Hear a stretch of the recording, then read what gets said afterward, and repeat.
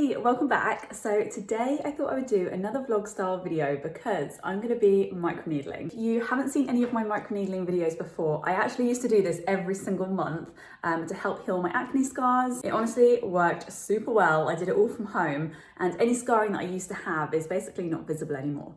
However, as you might have seen, I was breaking out quite a bit over the last couple of weeks and it's now finally cleared up. It's completely smooth. I have had one professional treatment, which was actually the last time I microneedled, and I vlogged that experience. I will leave a link to that in the description box. But before I do anything, I want to make myself some breakfast and head out for a walk. I do this every morning. It's looking very rainy and miserable today, but I'm going to brave it anyway. I mean, this view, when your windows look like this, is just an absolute sign autumn and winter has arrived. You're currently being balanced on my boyfriend's protein shake, so I'm going to make this quick. I'm just going to throw some food into the oven. I have basically been trying to have a different breakfast each day.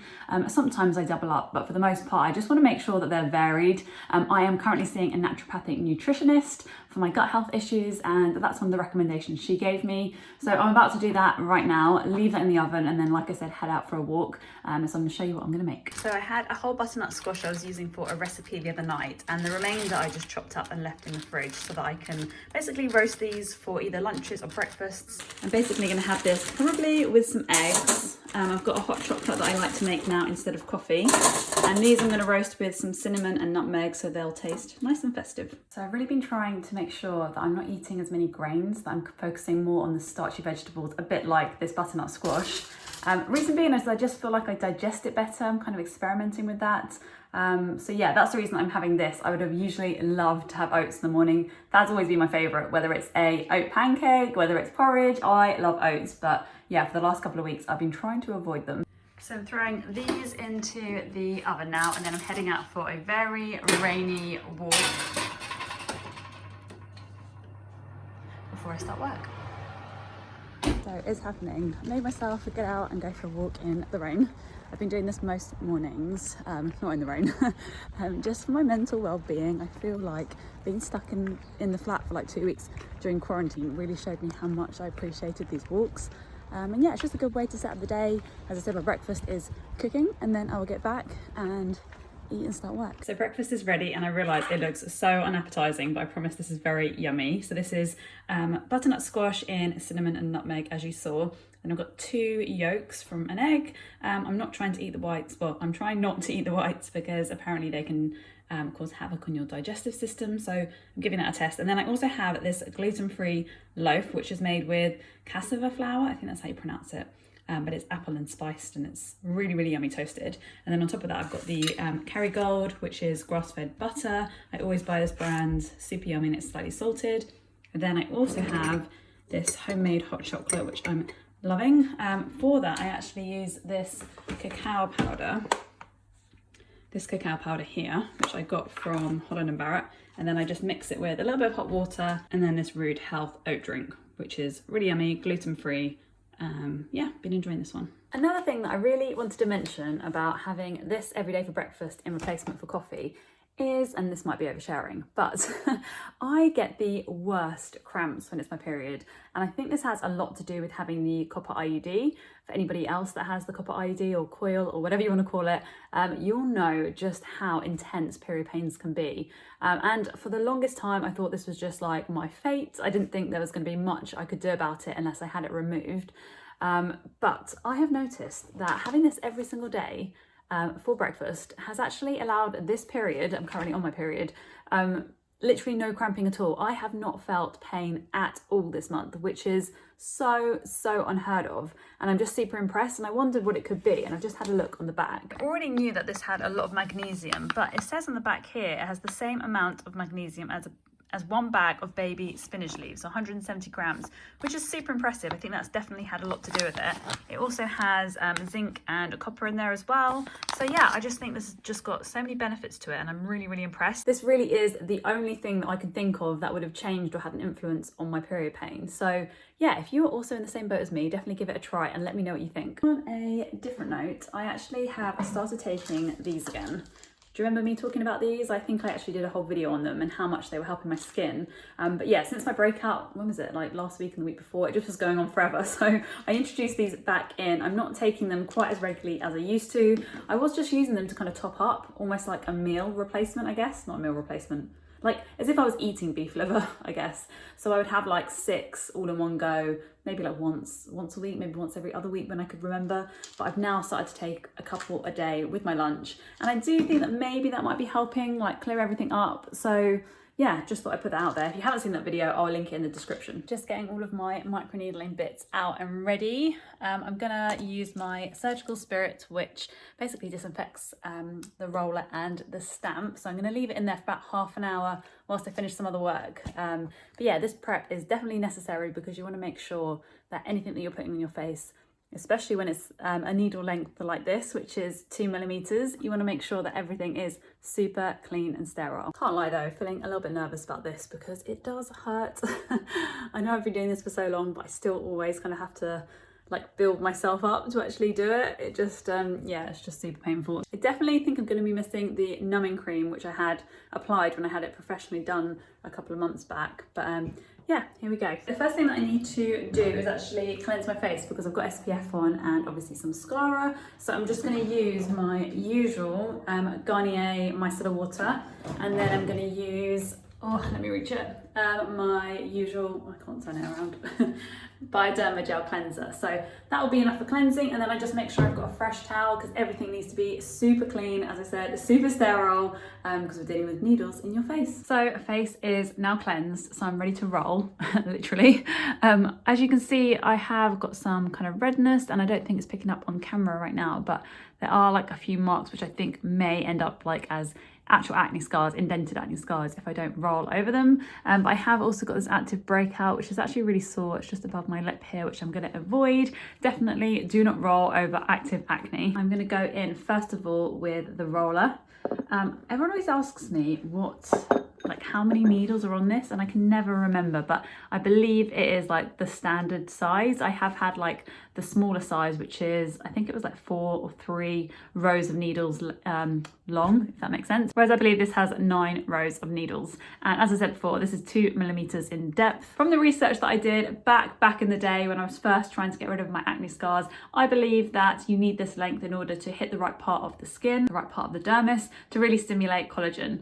But I know there's going to be lots of estheticians out there who really don't like me doing this from home and always come for me on these videos. But yeah, that's what I've learned. That's what's worked for me. So that's what I'm doing today. I definitely don't encourage anybody to do this without doing their own research. I'm not a medical professional, as you probably know by now. So yeah, this is just what I do and what works for me. So let's get on with it. This wasn't intended to be a tutorial either. I have got a tutorial on how I do this, which I will link again in the description box, but I just thought I can have a chat with you whilst I do this today. And yeah, remember to always pull the skin tight when you're doing this. So I'm gonna go this way.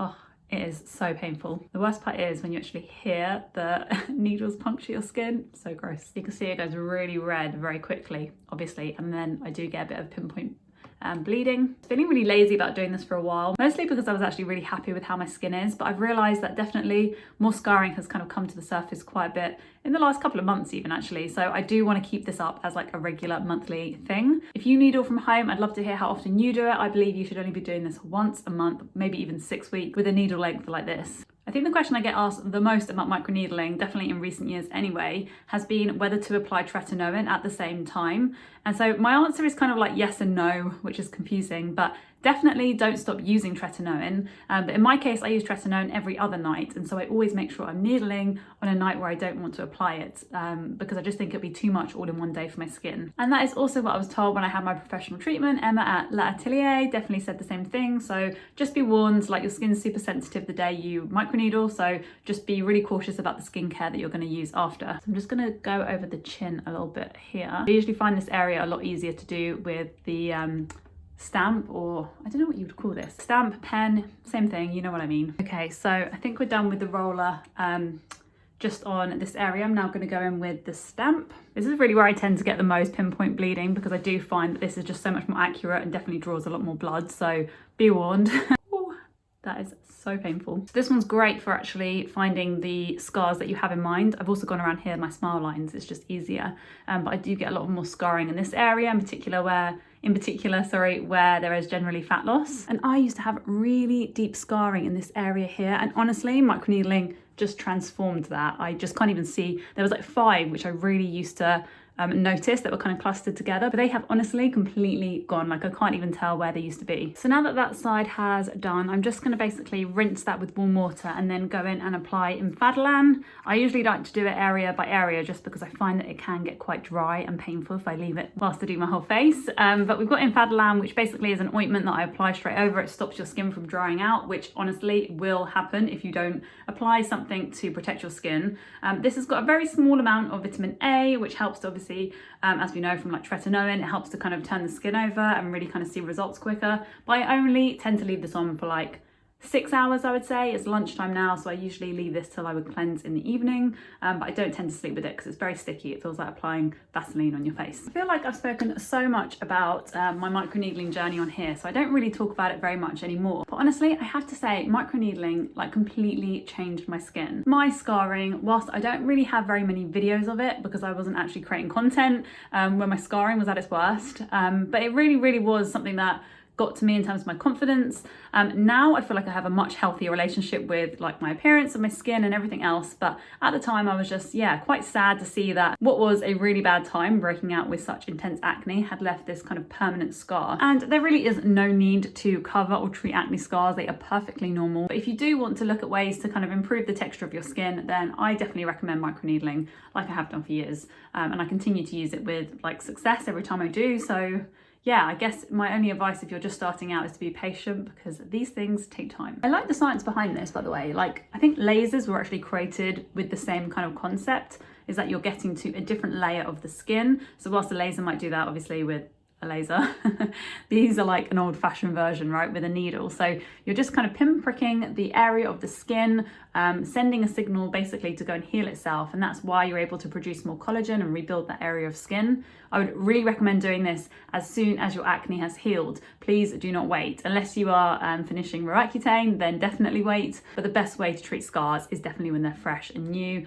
I've found that with some of my more stubborn scars, they're the ones that have kind of hung around, if you like, because they have been there for much longer. But the scarring that, is fresh and is new, if I go in straight away with microneedling like I am today, then generally speaking, it prevents them from forming a scar and leaving that permanently. As you can see, I'm not really doing my nose or this area. I've just never really had any scarring or any real need to do it there. However, though, apparently it does help. I'm not going to say make pores smaller because that just physically isn't possible, but it does help to give the appearance of more refined pores for a few days after if you do decide to microneedle there. But it's not a permanent change. You can't actually change the size of your pores. Usually when people have large pores, like my pores definitely used to look bigger before I went on Roaccutane, and that is just purely because the amount of sebum that's sitting in your pore, it just increases the visibility of it. I always feel like derma rolling, like with the actual derma roller, is like the warm up to the needle, because I do think, using the stamp or the pen, as I've called it, is definitely far more effective for me. And on this side of my face, it really does congregate around here. Like I have quite a bit of fat loss here from where my scarring was,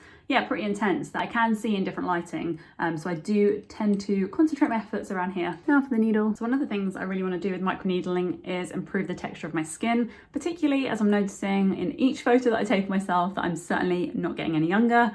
So I do want to kind of help any visible signs of premature aging on my forehead. I do find that I get quite a lot of lines. I know that this is a natural process and I welcome that, but I do think, as I've said before, lying out in the sun in my 20s certainly has kind of promoted premature aging. And I wish I'd been in like factor 50 SPF my entire life, but you've got to work with what you've got now. I just thought I'd show you how I apply the Emphatics because I realised I didn't do that on the other side. I don't really use too much, to be honest. It's normally about this much. And my skin is still a tiny bit damp, so it will kind of spread out using that kind of water as well. So it will usually spread out and kind of glide a bit easier. So you'd be mistaken for thinking that this is a cream. It's definitely not. It comes out as a gel and then it kind of just spreads and kind of melts into the skin. It does leave a slight layer like you would find with kind of Vaseline, I guess. So I do cleanse this off before I go to sleep. I used to always religiously apply vitamin C the week leading up to microneedling. I would do this by basically making my own on OwnDoc, where I buy all of these things from, including the Emphatics and the roller and everything else. There is actually like vitamin C as a powder, and then you mix it with water, keep it in the fridge. It usually stays stable for about a week, and I would spray that on my skin a week leading up, like every evening, and then just before I roll. However, I haven't done that for a while, and the reason being is if you have applied a vitamin C to sensitive skin, you'll totally recognize this, but my skin feels like it's tingling, it's super sensitive. I never used to have this before Roaccutane, and I did most of my microneedling before Roaccutane, but now I guess also because I use tretinoin, my skin just feels super sensitive, so I kind of skip that, and that might be having negative effects to my results, but I'm just going to chance it. Next up, we're doing the forehead, which is my least favorite part, and you probably don't need 2 millimeters on your forehead because there is barely any fat there for most people compared to our cheeks. So yeah, not needed, but I only have this roller, so I'm just going to lightly roll across. It's easier to do this area because you don't need to pull it because there's, like I said, no fat. And then I don't really tend to use the stamp on my forehead anymore. I do sometimes, but the only place I'll use it is my allowances. Sometimes when I'm sitting at home in my bedroom doing these things, I do question my life a little bit. Like, I wonder what I'd be doing right now if I'd never had acne. So as you can see, I don't really draw very much blood here. I'm not pushing the roller in quite as heavily as I would do on my cheeks. It's really important that you make sure you rinse these with warm soapy water before putting them back in the surgical spirit. I have not done that this time, so I need to go and rinse them now, and then I'll leave them in fresh surgical spirit for another half an hour just to make sure that it's safe to use next time. So I will check back in with you a little later to show you how it's all looking, but for now that is me done with microneedling and I need to get back to work. It has already got so dark today. It's not even 5 o'clock, I don't think, so I've just got myself a little cup of tea. I'm going to sit down and finish my emails for the day, but I wanted to check in with you guys and just show you that even after, what time did I microneedle? About 1 o'clock, and now it is 10 to 5, and honestly, things have really reduced in redness. Like, you can still see some patches that will take some time to heal, and as you can see here, it still continued to pinpoint bleed, but otherwise, it's looking good for a few hours, and by tomorrow morning, I promise you, it will not be noticeable at all. If you now want to check out how I actually managed to get rid of my breakout and actually heal my skin, then I'm going to put a link on screen now. So go click that box and I'll see you over there. Thanks, guys.